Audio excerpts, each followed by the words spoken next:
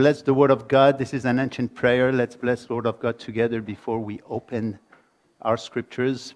You can do it with me. Blessed are you, O Lord our God, King of the universe, who has given us the word of truth and has planted everlasting life in our midst. Blessed are you, O Lord, who gives the scriptures. Amen.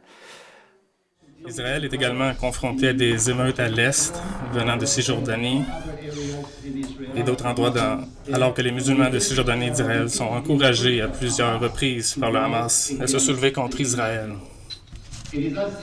C'est comme si nous entendions encore ces paroles puissantes de Sarah, considérée comme la première matriarche d'Israël, qui a encouragé Abraham à prendre Agar et qui plus tard l'a méprisé et moqué. C'est à ce moment-là que Sarah dit à Abraham l'outrage qui me fait retomber sur toi.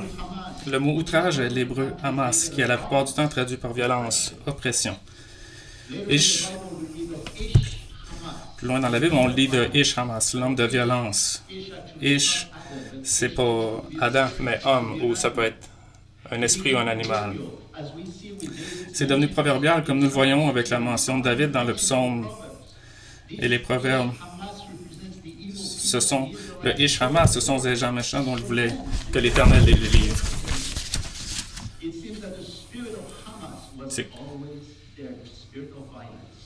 L'esprit du Hamas, l'esprit de la violence était toujours là. Aujourd'hui, le Hamas détient en otage 203 Juifs, dont une femme de 84 ans, accompagnée de jeunes enfants et de bébés. Ils prennent également en otage leur propre peuple, opérant dans une zone très peuplée, empêchant nombre d'entre eux de partir.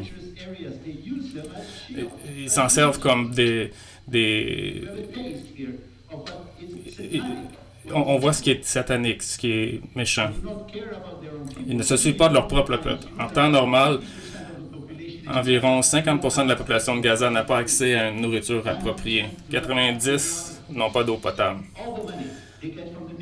Tout l'argent qu'ils reçoivent des nations est utilisé pour comploter contre Israël. Ceci est le Ish Hamas. Israël ne sera plus jamais le même. Ces événements, ça fait réaliser à Israël la fragilité de leur propre existence. Et ils ont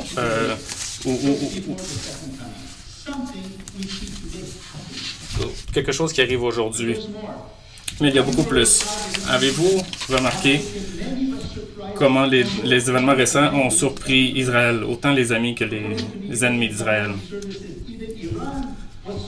Même l'Iran était surpris de cette attaque du Hamas. Qu'est-ce qui a pu porter le Hamas à attaquer si soudainement?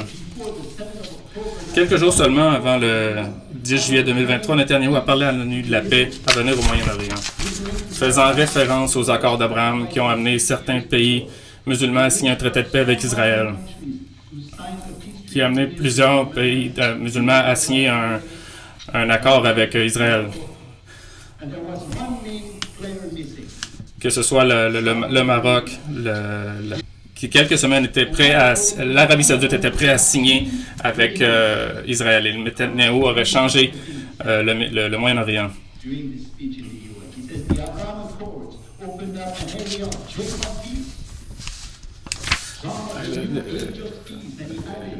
Netanyahou a dit, nous voyons tous les avantages de cet accord. Et il a cité, je cite, les accords d'Abraham ont ouvert une ère de paix véritable, l'aube d'une nouvelle ère de paix, l'ajoutant, et aujourd'hui nous constatons tous les bienfaits de ces accords. Une telle paix avec l'Arabie Saoudite contribuerait grandement à mettre fin au conflit israélo-arabe. La paix entre Israël et l'Arabie Saoudite créera véritablement un nouveau Moyen-Orient. Mais ce traité de paix n'incluait pas le Hamas, et donc peu après ce discours, ils ont attaqué. Mais pourquoi est-ce que l'Arabie Saoudite voudrait la paix avec Israël? Selon les médias saoudiens, 46% des Saoudiens souhaitent avoir juridiction sur le mont du Temple. Cela pourrait ouvrir la voie à la construction du troisième temple. Le mont du Temple a toujours été un point géographique très sensible, tant pour les musulmans que pour les Juifs d'Israël. Cela pourrait également ouvrir la voie à la signature d'un faux traité de paix de 7 ans avec l'Antichrist.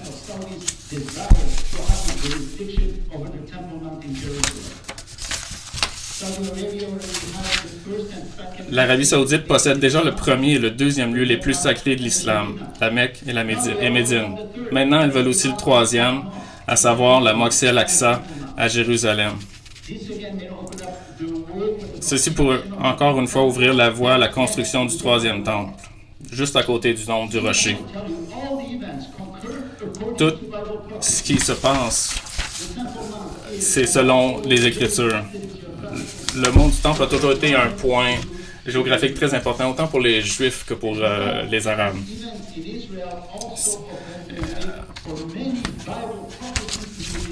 Encore une fois, ce qui se passe ouvre encore les portes pour ce qui a toujours été prophétisé, soit la signature d'un faux traité de paix de 7 ans. Ce que nous voyons, assistons aujourd'hui n'est pas encore la fin, mais un avertissement, voire même le début de la fin. Comme nous l'avons mentionné dans notre précédente étude du psaume 83, ce que nous voyons aujourd'hui n'est qu'un précurseur, un autre avertissement de ce qui va bientôt arriver sur Israël et sur cette planète. Cette guerre va certainement terminer avec la victoire d'Israël, car les prophéties des derniers jours n'ont pas encore fait surface. Une question qu'on se demande, où est Dieu dans tout ça? Si le Seigneur permet que ces événements se produisent, nous pouvons supposer qu'il le fait, avec beaucoup de réticence, car il dit dans Ézéchiel 18, 23 qu'il ne prend pas plaisir à la mort des méchants, et combien plus de mécontentement et de douleur dans la mort des innocents. Mais s'il permet à ces événements d'aller aussi loin, c'est pour avertir Israël et le monde des choses à venir. Et ça ne devrait pas nous surprendre du tout, surtout pour ceux qui croient que la Bible, car il y a un si grand corpus de prophéties dans les Écritures qui nous sont décrits avec tant de détails, des événements qui précèdent directement la fin. C'est les 7 années de tribulation qui viennent sur ce monde bientôt. Ce qui se passe actuellement au Moyen-Orient, en Israël aujourd'hui, c'est pas un accident de l'histoire. Sachons que tous ces événements convergent vers un plan maître prophétique qui est exposé dans les Écritures pour nous. On peut ne pas voir et comprendre tous les détails à ce stade, mais on nous a donné les grandes lignes en abondance à travers les prophéties de la Bible. Ces prophéties constituent plus d'un quart de la Bible. Elles ne sont pas toutes contenues dans 1, 2 ou 20 livres, mais elles parcourent l'ensemble des 66 livres des Écritures. Sachons connaître la valeur des prophéties. Parce que les prophéties étaient si importantes pour les croyants de la Bible qu'elles ont toujours représenté une lueur de réconfort et d'espoir. Ça va jusqu'à Adam et Ève, qui savaient que le Sauveur allait venir. Ils furent les premiers destinataires de la première prophétie messianique. Enoch a trouvé du réconfort face à la corruption largement répandue qui était déjà présente sur la terre dans la prophétie de la seconde venue. Voici, le Seigneur est venu avec plusieurs milliers de ses anges pour exécuter le jugement sur tous. Il a vu la venue. Abraham et tous les autres dans les Écritures, les Juifs et les gentils qui étaient croyants, ont tiré un grand réconfort dans la connaissance d'un monde meilleur, construit par Dieu. C'est là qu'ils sont maintenant, comme en témoigne Hébreux 11. Mais qui proclame les prophéties aujourd'hui? Ils sont moins étudiés et annoncés dans les églises et encore moins dans les synagogues. Dans les synagogues, on a réduit la lecture hebdomadaire des prophéties du 2 tiers depuis l'ère du 1er siècle. Pendant le service du sabbat, dans les synagogues, ils lisaient la paracha et la haftara. Chaque semaine, ils lisaient une partie de la Torah et en un an, ils lisaient les 5 livres de Moïse. Au cours de cette même année, il lisait également des passages des prophètes appelés la Haftara. Mais le calendrier de lecture est relativement nouveau. Ce n'a pas toujours été comme ça. Un an, c'est plutôt nouveau. Dans le temps de Yeshua, et à cette époque, les prophéties avaient une grande part. Comme le mentionne le Talmud, la lecture de la Torah devait prendre 3 ans. Et ça a été suivi pendant environ 1500 ans jusqu'à ce qu'il la change en une paracha d'1 an. Qu'est-ce que ça veut dire? Ça veut dire qu'ils ont coupé 66% de la lecture des prophètes. Comme je l'ai mentionné, plusieurs noms de prophètes que les Juifs ne connaissent pas ou ne se rappellent pas, que ce soit Sophonie, Abdias ou Habakkuk. Pourtant, ils font partie de ceux que Dieu a utilisés pour exposer les événements politiques et spirituels auxquels nous assistons aujourd'hui. Et il y a même des prophètes qui ne sont pas nommés du tout dans la lecture de l'Haftarah, que ce soit Daniel. Premièrement, il faut comprendre pourquoi nous entendons dire de Daniel. On attend et ils ne savent pas du tout ce qui se passe et ce qui va arriver. Ce n'était pas comme ça à l'époque. Des anciens commentateurs rabbiniques ainsi que le Talmud parlent de cette époque, de cette période désastreuse précédant la venue du Messie. Dans le Talmud, il appelle ce temps les douleurs d'enfantement du Messie pour décrire le jour du Seigneur. Dans un passage, nous disons qu'un rabbin parle du Messie et dit « Laissez-le venir, mais que je ne le vois pas. » Et un autre est venu et a dit la même chose. « Laissez-le venir, mais que je ne le vois pas. » Juste pourquoi? Parce qu'il savait des grands troubles qui viendraient. Ceci est perdu dans le judaïsme rabbinique moderne. Ils ne sont pas conscients de quoi leur propre livre sacré les met en garde. On doit le dire. Encore, il y a tellement de ces prophéties dans le Tanakh et dans toute la Bible que lorsqu'on les considère, on serait surpris que non seulement elles existent, mais qu'elles ne soient pas cachées ou masquées par des mots mystérieux, mais souvent très clairement indiquées dans les Écritures. Aujourd'hui, je vais vous donner un bref aperçu de certaines des prochaines prophéties qui se produiront, en particulier pour Israël et le monde, car elles commencent généralement par Israël et ensuite ça va au monde. Voilà ce que Paul a dit dans Romains 2:9. Tribulation et angoisse sur toute âme d'homme qui fait le mal, sur le juif premièrement, puis sur le grec. Ainsi, ça commence avec Israël. Alors aujourd'hui, les tribulations d'aujourd'hui concernent toutes les nations du monde et chaque individu. On se rappelle de cette image de cette jeune fille que les terroristes ont pris. Pourquoi cette jeune fille? Et pourquoi pas un de nous? Israël est l'horloge prophétique de Dieu pour la tribulation, la guerre et la persécution, et elle s'adresse d'abord aux Juifs. Voyons maintenant ce que disent les prophètes à propos de la fin prochaine de ce monde tel qu'il est. Presque tous les 16 écrits des prophètes ont quelque chose à dire sur la fin des temps, et particulièrement sur la période très difficile à venir pour Israël, juste avant que Yeshua ne vienne délivrer la nation. Ces prophéties nous rappellent à tout ce que nous commençons à voir dans l'actualité. Si vous lisez les prophéties et vous lisez les Écritures, vous allez voir comment elles se rattachent ensemble. Ils existent de nombreux termes qu'ils utilisent pour nous amener à ces dernières heures. Un des termes est le jour du Seigneur, utilisé 9 fois parmi de nombreux prophètes, dont Isaïe, Ézéchiel, Joël et Amos, pour décrire la fin. Il est également utilisé 4 fois dans le Nouveau Testament par Paul et Pierre. En plus de ce terme, les expressions « ce jour »,« le jour » ou « le grand jour » apparaissent plus de 75 fois dans la Bible.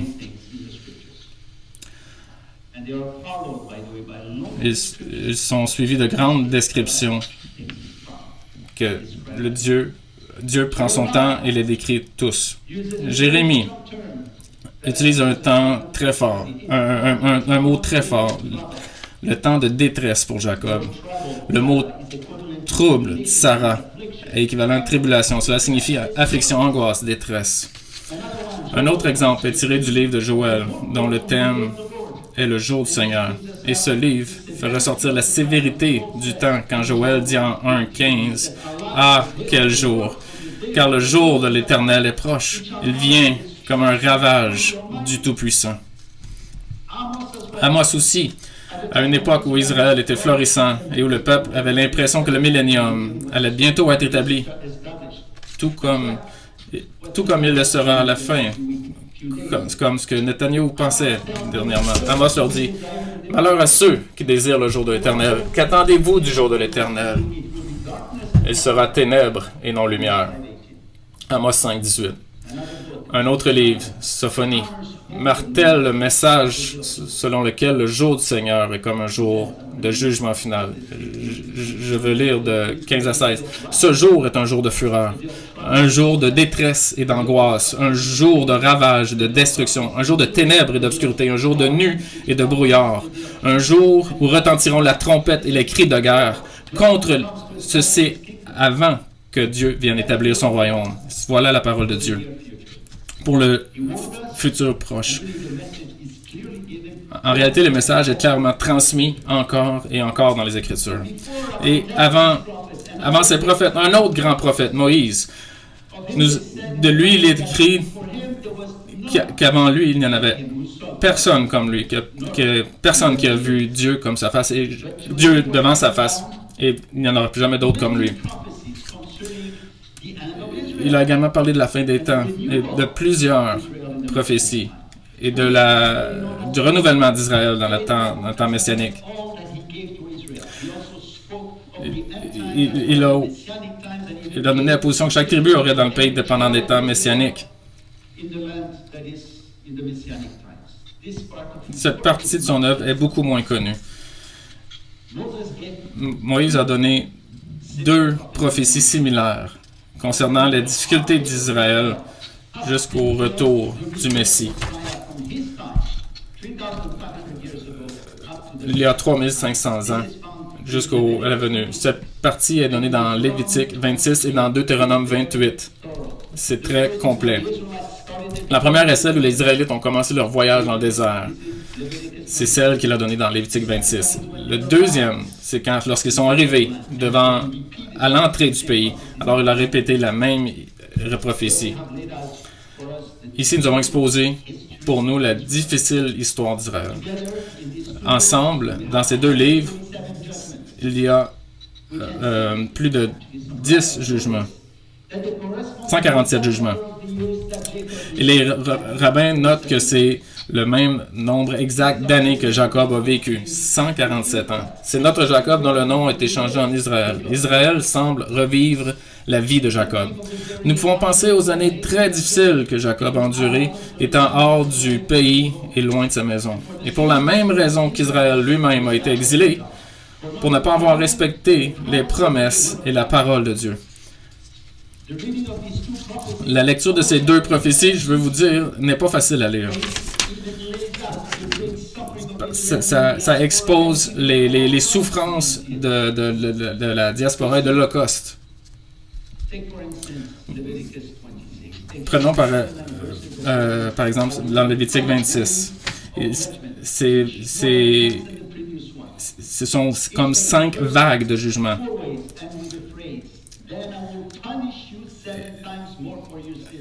Il est écrit que je te punirai 7 fois pour tes propres péchés. Le 7 nous rappelle la cause originale de toutes ces causes. Israël n'a pas respecté le repos sabbatique de 7 ans pour la terre. Et ensuite, il est écrit 5 jugements, terreur soudaine, maladie, famine, défaite, perte. Remarquez le premier, je mobiliserai sur vous une terreur soudaine, bachala, qui est la peur, la terreur. En hébreu moderne, c'est le mot pour panique. N'est-ce pas ce qu'ils ont ressenti le 7 octobre 2023 et encore aujourd'hui en Israël? Mais en lisant ces paroles, nous devons les considérer, je vais vous dire, comme un acte de miséricorde et de grâce. Imaginez si l'Éternel partait et laissait Israël seul sans avertissement, sans lui parler, sans retenir le mal. C'est parce qu'il aime qu'il avertit et qu'il châtie comme un père qui épanche son cœur pour la sécurité de ses enfants. Mais viendra le jour du Seigneur, où il permettra au mal de se disperser comme qu'il veut. En ce moment, le Seigneur ne juge pas directement, mais simplement en retirant sa main de sur ce monde et en laissant l'homme se débrouiller seul. Ce serait un jugement en soi parce que l'homme se retournera contre lui-même. Le jour de l'Éternel sera le jour des athées, des agnostiques, le jour pour ceux qui croient que l'homme l'emportera. Ce sera la destruction, enlever Dieu, et ce sera la destruction de la dernière tour de Babel, quand il disait « Bâtissons-nous une ville et une tour dont le sommet touche au ciel. Il ne se rendra jamais au ciel. » Toutes ces choses a amené Yeshua à dire quelque chose de très important dans Matthieu 24. Car alors, la détresse sera si grande qu'il n'y en a point eu de pareil depuis le début du monde jusqu'à présent, et qu'il n'y en aura jamais.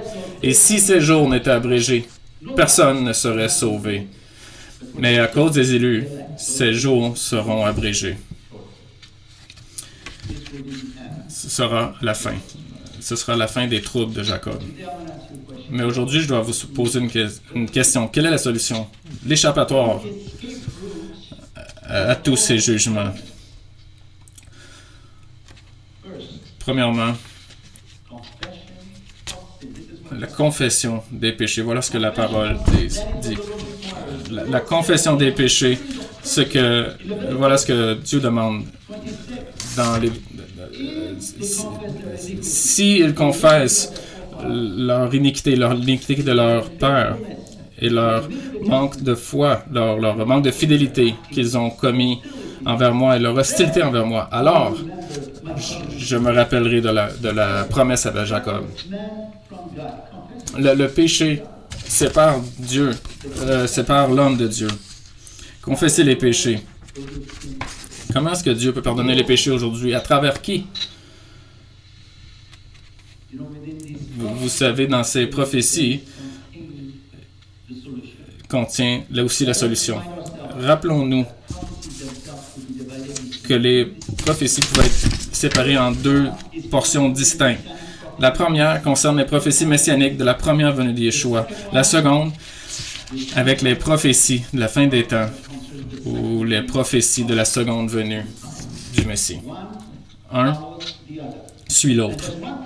Et il y a un prophète qui relie les deux pour nous. C'est Daniel le prophète. Celui que le peuple juif connaît très peu de choses. C'est lui qui parle des détails concernant la fin des temps, juste plus particulièrement concernant la mort du Messie pour son peuple. Il rejoint les deux.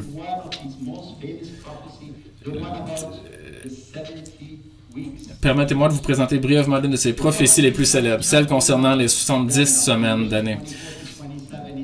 Voyons d'abord ce qui a provoqué cette grande prophétie de Daniel. Nous sommes à la fin de la diaspora babylonienne qui a duré 70 ans. Le peuple juif espérait retourner en terre d'Israël et établir les temps messianiques dans le pays.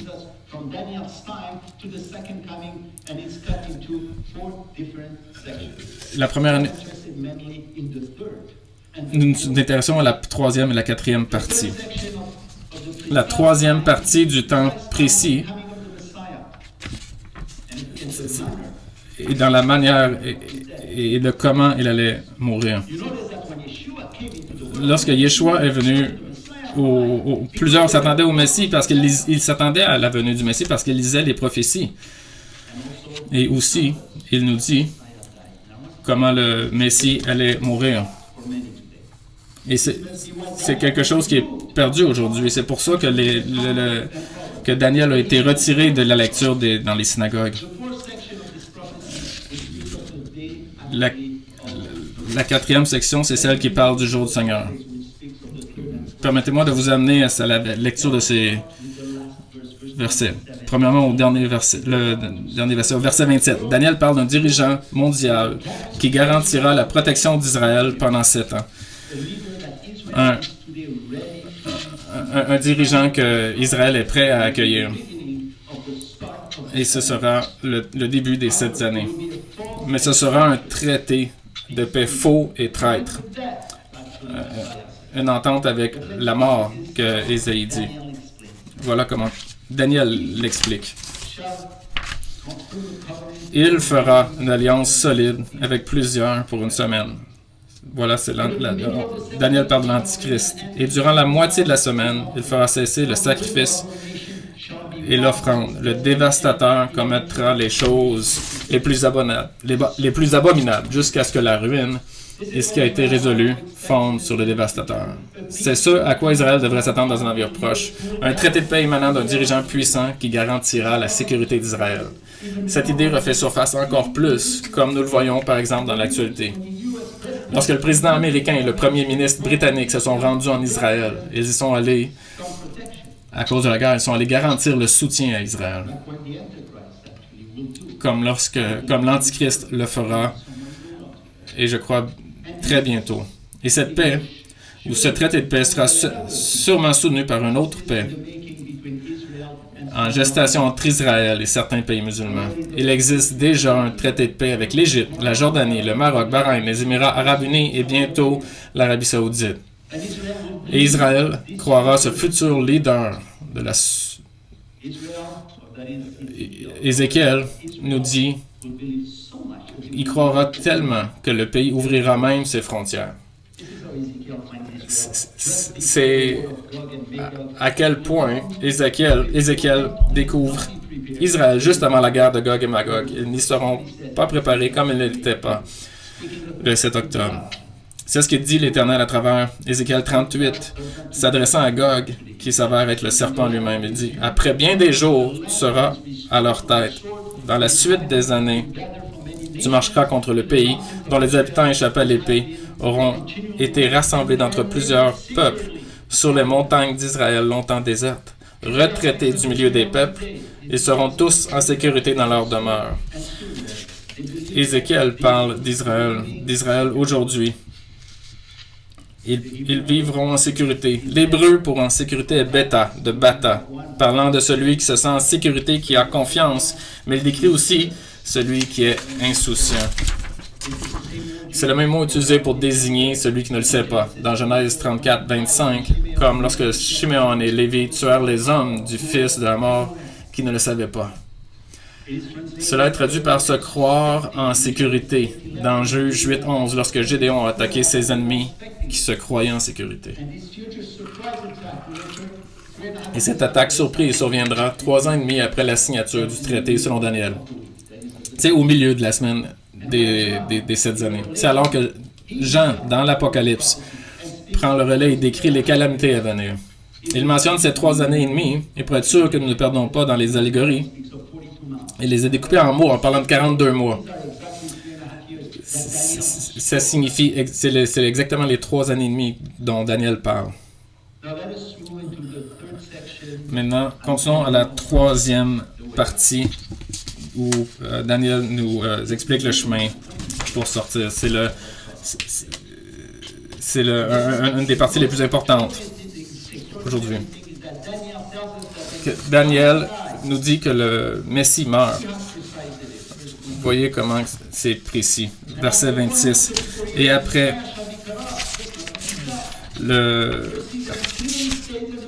excusez-moi. Après 434 ans, le Messie sera tranquille, mais pas pour lui-même.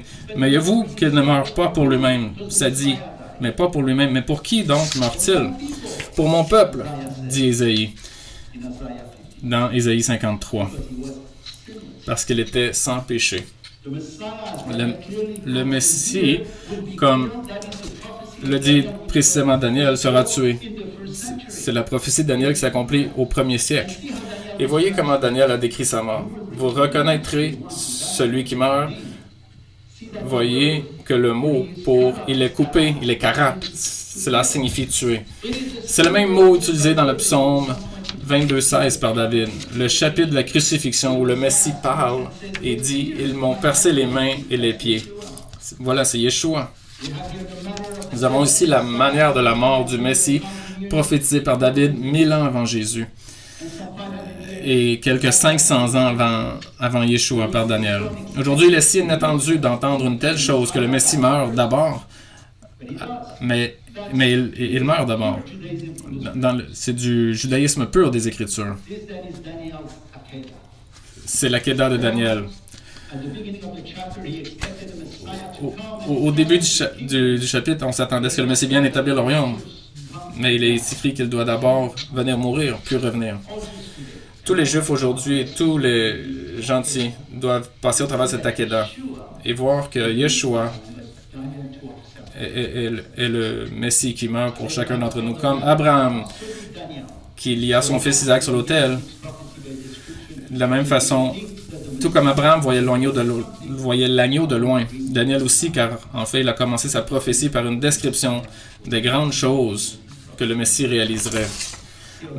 Lisons le verset 24 et voyons avec quelle victoire cette prophétie commence. 70 semaines ont été fixées sur ton peuple et sur ta ville sainte pour faire cesser les transgressions et mettre fin au péché, pour expier l'iniquité et amener la justice éternelle, pour sceller la vision et la prophétie et pour oindre le Saint des Saints. Voyez, nous amène la fin de cette prophétie. Elle commence par nous donner les résultats de la prophétie avec 6 bénédictions différentes, des choses auxquelles nous aspirons tous. 6 choses que le peuple veut faire par lui-même, mais qui n'y arriveront jamais à moins que Yeshua revienne.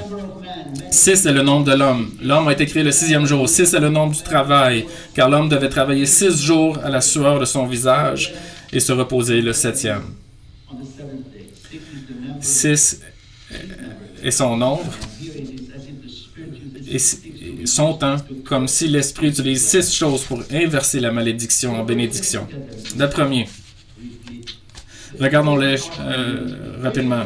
1. Pour finir la transgression. Il viendra un temps où il n'y aura plus de rébellion contre Dieu, plus d'offense, car c'est ce que signifie ce mot transgression, Pessah. L'Hébreu a un article défini sur la transgression, car il englobe tous les péchés et nous ramène au jardin d'Éden, lorsque ce seul péché de rébellion a fait tomber toute la race humaine. Maintenant, il est réglé par la mort du Messie, qui est le seul à pouvoir supporter cette transgression, nous dit l'Esprit. Dans Ésaïe 53, 8. Il a été frappé à cause de la transgression de mon peuple. Ici, le deuxième est plus personnel, pour mettre fin au péché. Ici, c'est au pluriel. Le mot utilisé ici pour désigner le péché est le plus utilisé plus de 580 fois dans les Écritures et décrit nos lacunes. Le breu est chata, ce qui signifie rater la cible. Mais avec Yeshua, le péché finira par être scellé, enfermé. C'est ce qui signifie les mots mettre fin.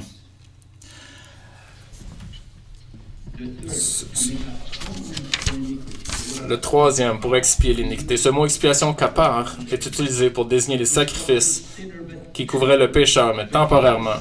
Mais ici, dans le Messie, avec le Messie, tous les péchés trouvent leur fin si on se couvre avec Yeshua.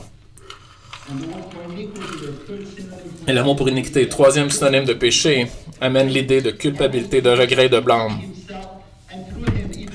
C'est ce que Jésus a pris sur lui à travers lui. Maintenant, nous vivons librement et ne portons pas sur nous le poids de l'iniquité. Yeshua l'a dit dans Matthieu, car mon joug est doux et mon fardeau est léger. Le mot joug est utilisé pour désigner tout fardeau ou esclavage. Voyez que même maintenant, nous pouvons déjà bénéficier de ces bénédictions. Avant qu'ils viennent. Les 3 premiers, qui utilisent 3 mots puissants, qui empêchent l'homme d'avoir la communion avec Dieu, transgression, péché, iniquité, doivent être finis, scellés, et l'effet de cela est vu dans les 3 versets suivants.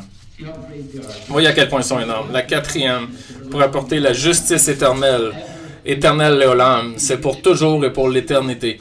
Les commentateurs juifs y voient la porte menant à l'ère messianique. Mais le passage nous amène au-delà du millénaire jusqu'à l'éternité, où le péché sera fermé et terminé. La justice dans cette 4e parole appartient à Yeshua. De même que le péché est scellé, toutes ces choses doivent arriver. Le 6e est pour oindre le très saint. Beaucoup, notamment les rabbins, ont compris le saint des saints au temple et à la reconstruction du temple. Mais les 6 prophéties nous amènent bien au-delà des temps messianiques, vers l'état éternel et au-delà du temple physique. En conclusion, pour aujourd'hui, il y a un autre prophète pour qui je souhaite attirer votre attention. Vous êtes-vous déjà demandé pourquoi il y a 2 cas dans le nom d'Habakkuk? Le nom vient du mot chabak, qui signifie embrasser, serrer dans ses bras. Et ici, la lettre est doublée, comme il s'agissait d'un double câlin. Mais c'est encore plus car le mot Chabak est utilisé pour joindre les mains. Vous allez voir pourquoi. C'est comme si le Seigneur serrait Habakkuk dans ses bras de toutes ses forces. Mais pourquoi Habakkuk? Et pourquoi? Cette histoire commence lorsque Habakkuk se plaint à Dieu du mal continu dans ce monde. Il ne pouvait pas comprendre pourquoi, où se trouve Dieu. Il a commencé son livre en disant « Jusqu'à quand, ô Éternel, j'ai crié, et tu n'écoutes pas. J'ai crié vers toi à la violence, et tu ne secours pas. » On retrouve ici ce mot inquiétant de violence, qui en hébreu est Hamas. Les plaintes d'Habakkuk ressemblent beaucoup à celles de Sarah et de nombreux Juifs en Israël, aujourd'hui dans le monde. Habakkuk disait, mais pourquoi est-ce que tu as permis ces choses en Israël? Mais l'Éternel a entendu. Et il répond. Il répond tout de suite à Habakkuk. Il lui dit au verset 5, « Jetez les yeux parmi les nations, regardez, et soyez saisis d'étonnement, d'épouvante, car je vais faire en vos jours une œuvre que vous ne croiriez pas si on vous la racontait. » Dieu travaille dans le background. Il dit, soyez patients, regardez autour. Premièrement, tout est selon sa volonté. Et les prophéties nous disent qu'il est le maître du temps. On doit croire cela. C'est celui qui retient le mal. Et il vient bientôt. Et c'est à ce temps que Dieu a donné au prophète 2 visions. Il l'a amené juste au milieu des tribulations. Ceci a affecté Habakkuk tellement après qu'il ait vu la vision de la fin des temps. Il dit en Habakkuk 3:2, « Seigneur, j'ai entendu parler de toi et j'ai eu peur. Ramène ta parole au milieu des années. Rappelle-toi de ta miséricorde au milieu de ces... Au milieu de quelles années? Rappelle-toi de Daniel. Rappelez-vous de Daniel et de Jean qui a parlé de 7 années divisées en 2. Les 3 et demi dernières années étant le moment où se produiront tous les terribles événements du jour du Seigneur. C'est ce qu'Habakkuk a dû voir. Ou une troisième. La vision de la venue du Messie. Là, il lui dit, regardez, sa majesté couvre les cieux et sa gloire remplit la terre. C'est comme l'éclat de la lumière, des rayons partent de sa main. Là réside sa force. C'est Yeshua qui vient sauver Israël à la fin. Toute sa splendeur, il est radiant, tel que la description qu'on trouve dans Apocalypse. Habakkuk termine son livre en disant quelque chose de très beau.